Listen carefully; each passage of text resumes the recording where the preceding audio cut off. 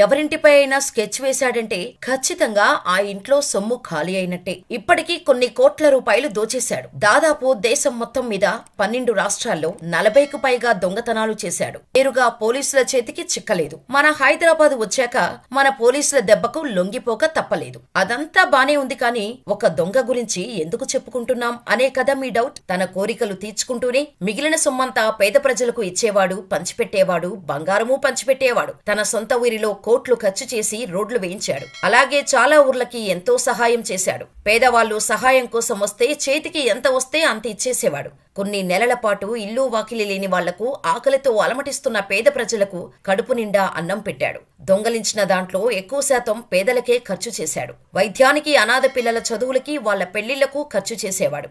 అయితే ఇర్ఫాన్ను అరెస్ట్ చేసిన తర్వాత అతని ఊరిలో విచారణకు వెళ్లారు పోలీసులు.